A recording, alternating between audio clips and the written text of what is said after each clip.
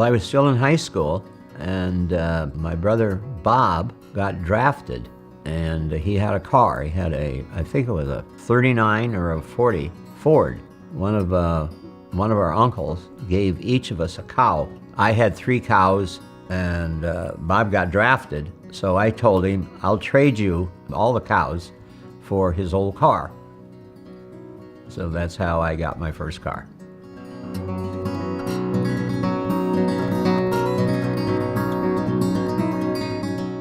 You know, I remember him telling me a story when he was 5 years old. He would look at the shoes that they were all wearing, and they had holes in them because they were very poor, right, out on the farm. And he would say, why do we have to have shoes with holes in them? It doesn't have to be this way. I think that, the mold was set for him. You know, it's like he knew, I don't have to be out on this farm and be poor my whole life. Well, I figured I could be successful. Obviously, I don't have a vision that I can see exactly what's going to happen. I didn't plan on going in the car business. You know, at that age, I did want to be successful. I wanted to be in business for myself. And it could have been a builder, it could have been a contractor. It turned out we wound up getting in the car business. But I started selling cars, and I decided I wanted my own dealerships. It was kind of that simple. I think because he came from such humble beginnings, he has a lot of empathy and a lot of compassion for people, and that's certainly a complete loyalty to his employees. And it sounds trite, but putting your customers first was very important to him. I think his business philosophy came from his first business days when he was a farm boy and selling eggs. And you had to take care of your customers. If you were doing something wrong, you showed up late when you were supposed to deliver eggs or whatever. For one thing, it's a neighbor and you knew them. And they would go down to the coffee shop and tell all the other neighbors, hey, that Putnam kid didn't deliver the eggs today the way he was supposed to. So he developed a philosophy of customer first and act like they're your next door neighbor. At the time, it sounds like, well, that's kind of common today, but back in the 50s and the early 60s, giving really outstanding customer service was a little bit of a rarity for the car dealerships. And his motto was the home of red carpet service. So he came to California with this notion, again, pretty uncommon, like we are gonna have an outstanding service department. I don't care how many dealerships we have, if we have 1 or if we have 15 dealerships, we are gonna have great customer service. And he did. He's got an impressive track record coming from the farm, no formal education above high school, and taking over businesses in his 20s and building them and going right to the top with them. And the ambition, he was, just moving to California. Little farm kid moves into the metropolitan area and then kicks everyone's butt in this area. That's an achiever. That's a guy who sets a high goal, doesn't see any limitation, and goes for it. I don't think you can be successful at any job, even if you're not ambitious. You have to want to do it and do it well and do it good and get satisfaction from that. You really can't run it from your couch, watching football games. If you want to be successful, you better be there. I have a philosophy is you don't have to be a genius, you don't have to be real smart, but you have to be there. And that's like the biggest thing you have to do. I think luck is an interesting thing. I think you kind of make your luck because he was there and willing to take the chances when an opportunity showed up. So I'm not sure so much luck. He may attribute it to luck, but I think it was more his personality and his hard work that made the luck. He took the chance. He found the opportunity and didn't stay in his, I'm comfy here. I'm cozy in Devils Lake, North Dakota. I'm making money. I'm successful, knowing it's a good risk. this is a good risk. This is worth it. You know, he has a great intuition and innate sense of what will work and what won't work and what chance you have for success. In many ways, I think my dad's a contrarian. You know, when everybody was doing one thing, a lot of times he'd be doing the other. But rightfully so. You know, getting into the high-quality Japanese cars. Lexus was another brilliant decision. And again, today, looking back, it's a slam dunk, but back in 1989, they were a huge question mark. Yeah, Joe definitely had good vision, very keen vision. I would say he's in a rare group of car dealers that knew all the employees, knew who they were, knew how many kids they have, where the kids go to school, what their life is about. We have a lot of people that have worked for us a long, long time, and that's really important. You know, they know what everything is, they know our policies, they're honest, they're good workers, and you need that kind of people, serious, good employees. If you go without them, you're not going to make it.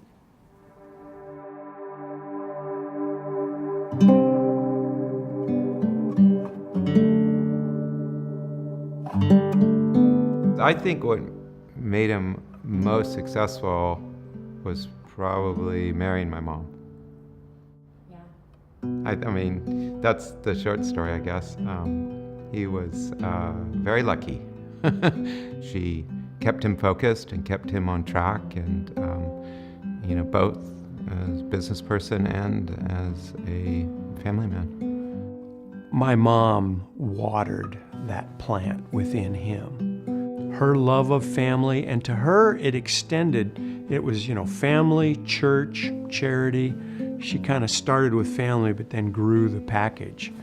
And all of his charitable good works, his love for the Catholic Church now, yeah, that was my mom. And again, I remember being the wee one that there's no question where little Mark is going to go to school in Devil's Lake. It's St. Joseph's, the Catholic school. So you go sell some more cars, because that's where he's going, and we're going to pay tuition. Yeah. You know, I think she really helped in kind of the success and helping him. I mean, of course, he gets credit for his own efforts, but they were real partners all the way through. They were a fabulous team. Married for 54 years, but a team even before that. And I think the two of them had a vision, and they accomplished it in spades. She was, you know, I don't think we knew it until she died, but she really was the air beneath his wings. I think her belief in him made him believe in himself more. And I mean, he was amazing. But I think she backed him on everything he ever did, and it gave him the confidence. Mary Lou was a fantastic person. We were a good team, and she always backed me in business 100%. If I didn't get home till midnight, it was okay. And so I had a soulmate that was behind me. She was an unusual good person, and we had a great life together. And of course, I miss her every day. I couldn't have done it without her. I couldn't have had a family. I couldn't have worked this way. No way. And maybe it's the most important thing in success. Either way, you know, that your spouse, you know, is all for you and helps you. You know, who knows all the reasons why, but you'd have to say that, you know, it worked out pretty well, the way he kind of chose to conduct himself, and that the way that I think his kids kind of followed in that path, you know, being approachable and accessible and, you know, just kind people, I think, really. Generous people. Yeah, he was just always my hero. I was always proud, very proud of both of my parents after I kind of understood and realized what they came from and how they got to where they were and how few people could truly accomplish what they did. I mean, it's the American dream. but he did it so well. Yeah, we all want to make money and eat the feast now, right?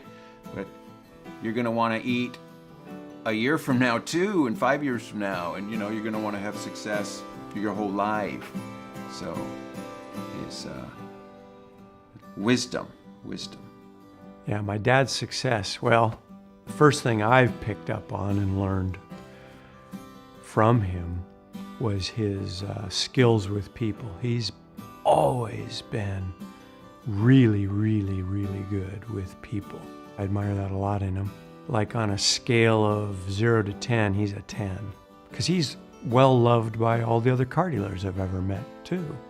And they admire him a lot. Probably honesty. I think that's one of his highest values. I mean, I can remember trying to lie to him and trying to get away with lying to him, and that was like against his code.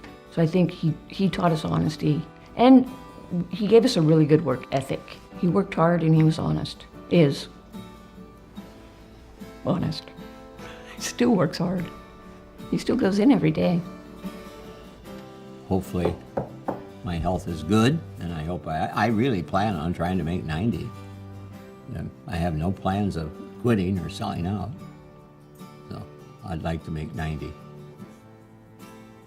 Age-wise, and I know 65 or something years in business.